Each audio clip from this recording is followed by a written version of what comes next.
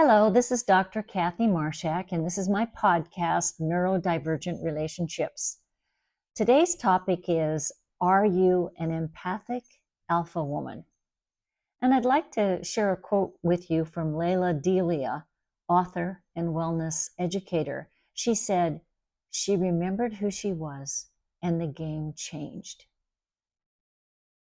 Radiant empathy angels know who they are. Many of us have the ability to empathize, but it is rare to become a radiant empathy angel. It takes courage and a lifetime of experience to have the wisdom to know what to do with empathic awareness. Some might even call these angels fearless, and it is certainly one of their attributes, but foolishly rushing in to help or melting in despair with overwhelming sensitivity is not radiant empathy. To become a radiant empathy angel, which is what I call them, means that you know what you know, and you know what to do, and you know when to do it, and you know that only you can do it, and you do it now. I would add to that last sentence that you must also know who you are. Leila Delia sums it up beautifully in the quote above when she says she remembered who she was and the game changed. In other words, if you're an alpha and you know it, then you're halfway to becoming a radiant empathy angel. In fact, you may already be a radiant empathy angel and just now recognizing your alpha nature. As you remember who you are and allow your empathic alpha nature to emerge, you've become a radiant empathy angel, and all around you will benefit. What follows is my personal story of discovering my empathic alpha nature. I'd love to hear your story too. What dogs know. Just yesterday, I finally stepped up and protected my sweet dog, Kokomo. As Kokomo pranced along, enjoying his evening neighborhood stroll, he came to an abrupt halt as he saw Oz walking toward us with his person, Leslie. Kokomo fears Oz, a large mixed-breed dog, brindle, with 2 different colored eyes, ever since Oz attacked him last year, tackling him to the ground and even went in for a fierce bite on his neck. On that day, I stopped Oz from doing any damage by grabbing him by the collar and dragging him off of my dear, sweet little English cream retriever. Kokomo lay on the ground, shaking and helpless. I held Oz at bay, even though he was growling, until Leslie could run up and leash him. She apologized profusely, but ever since Kokomo and I are wary of Oz, who is frequently off leash. This time I saw that Oz was on his leash, so I was more ready to play it safe and to walk on past without a look or a greeting to Leslie or her dog. Nevertheless, Oz began aggressively barking and lunging toward us. Leslie was pitiful. She held him tightly, but kept saying things like, "Now, Ozzy, that's not nice. Stop it." These words are hardly sufficient for an aggressive dog hell-bent on killing you. Kokomo froze in place, but I was able to urge him on anyway, haltingly. Suddenly I got an inspiration. I stopped and turned back to confront Leslie and Oz, safely about 8 feet away. I looked past Leslie, who was still uttering pitiful commands to her dog while he continued barking and lunging. I looked directly at Oz, right in his eyes, raised my hand, pointed at him, and said loudly and firmly, "No! No!" As I lowered my hand slowly, Oz sat down next to his mistress and was silent. Then I turned to walk away. Kokomo came without a bit of hesitation and returned to his happy prance and swish of his beautiful feathered tail. It has taken me a lifetime to learn what dogs know. Both Kokomo and Oz recognize that I'm an alpha woman, but they have different reactions to me.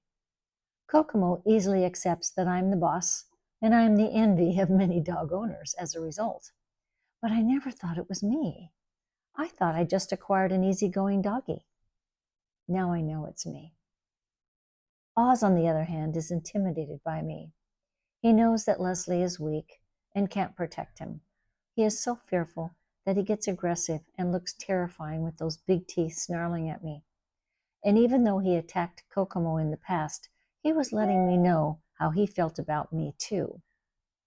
When I stared him down and issued a stern command, he instantly complied, much to Leslie's astonishment. I'm no Cinderella. I get it that dog trainers will tell you never grab an aggressive dog by the collar, or turn and face the dog, or look him in the eyes and yell a command. I agree 100%, unless you're an alpha like me. If you're not an alpha, the dog will make meat out of your hand or your face. But in my experience, if you're an alpha, your best solution is to turn and face the attacking dog. Honestly, this has been my experience over and over again. I am no Cinderella who sings to the birds and mice while they come over to sit in her hand. As much as I love wildlife and live in a beautiful forested home overlooking the Pacific Ocean, all animals I have ever encountered defer to me. From the tiny mouse who stood quivering in the bedroom until I dropped a glass bowl over him and I slid a cookie sheet underneath to entrap him and carried him to the garden, to the grizzly mama bear and cub I encountered while hiking a trail with my daughter Phoebe in Glacier Park. I turned to face the grizzlies while telling my daughter to silently move behind a boulder.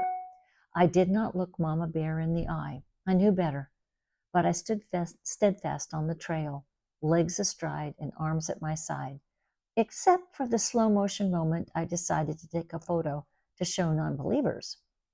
Both Phoebe and I were silent as we watched the bears stop, look from side to side as they examined their options, and then made the decision to leave the trail to me. Not only have I stopped aggressive dogs instantly with firm words, but I've also inspired more timid dogs to defer. My assistant Emily brought her darling golden retriever puppy to work with her for several weeks when she first adopted the dog. Much to Emily's chagrin, the puppy was eager to greet me each time I emerged from my private office. That might not have been a problem, except that the wiggly puppy greeting involved peeing on the carpet right in front of me. Emily complained that the puppy never peed in front of anyone but me. In fact, Emily was so bold as to ask me not to leave my office on the day she brought the dog. Of course, that would never work since it was my psychologist's office. But one day, as she complained loudly about the fact that she couldn't seem to control the dog from peeing when I was around, a client waiting for me mentioned that she knew what was going on. As a dog trainer herself, she explained to us that the dog behavior is known as submissive peeing. Yes, once again, I proved to be an alpha woman. Using my alpha strengths with humans, I have plenty of alpha encounters with people too, both favorable and unfavorable.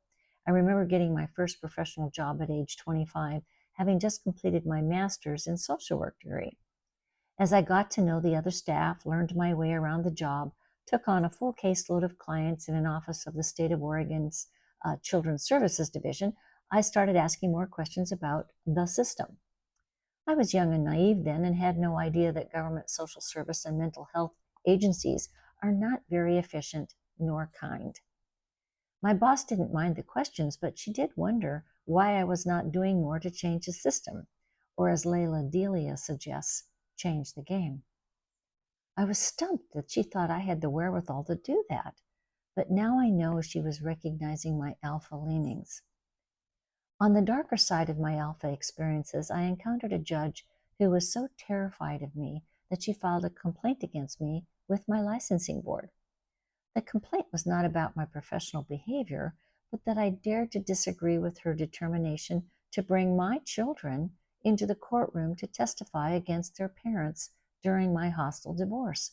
I would never put my children through such an experience, but apparently the judge, and a woman, thought this made perfect sense. I've written about the time I discovered a secret memo written by the chief city prosecutor, Josephine Townsend, in which she maligned my character and made several false statements about me. I had no idea I had made this woman so angry with me that she just tried to destroy my career, my family, and my life. The memo floated around City Hall for 5 years before I discovered it and sued for libel. Gosh, that was a huge life lesson for this empathic alpha woman. Mostly, though, my experiences as an alpha have turned out well because I am empathic and have courage and now have tons of life and professional experience. I find great joy in helping others through their dilemmas and sorrows. It makes a difference to my clients to have a radiant empathy angel as a guide. Empathy is the defining element. I was curious what I would find on this topic when I Googled the term empathic alpha woman. Here's what I got from Google's new artificial intelligence system, and I'm quoting. An alpha female is a powerful, confident, and self-assured woman who is often in a leadership role and is frequently seen as strong and independent. She is bold, not afraid to take charge, and is known for her leadership qualities, such as assertiveness and confrontation. Alpha females are also said to be ambitious, self-driven, and likable, and people often seek their help and advice. AI skipped the empathic part, though. Empathy often slips under the radar as if empathy and strength or leadership do not go together, but I'm willing to bet that it is empathy that is actually the defining element for radiant empathy angels. For example, it was my empathy that made me stop and confront Oz because in a flash of insight, I understood he was afraid and needed me to be strong, stronger than Leslie. It was my empathy that stopped the mouse so that I could rescue the tiny creature and put him outside. It was empathy that protected my daughter when the human mama and the grizzly mama connected on the mountain trail. It was my empathy that quietly called to Emily's puppy and enabled her to show her deference in the only way a little doggy could. It was my empathy that led my boss to believe I had the ability to change the game. It was my empathy that led to the judges and the city prosecutors' bad behavior because they were intimidated of me just like Oz. And they could have chosen to be better people, but they both lost these encounters because I am also tenacious. Empathy is the defining element for radiant empathy angels. Not all of us can be alphas, nor empathic alphas, but we can all do better to practice empathy as best we can. Even if you're not a radiant empathy angel, you can do your best to support those who are. They can't do it alone. A courageous leader needs a team. If you are an alpha woman, though, and you have strong empathy skills, you will be drawn into the world of leadership as AI describes. You can become a powerful, confident, self-assured alpha woman, but most importantly, it takes waking up to who you are, remembering who you really are, in order to take on the challenge of being a radiant empathy angel. You need to know that you're an empathic alpha woman.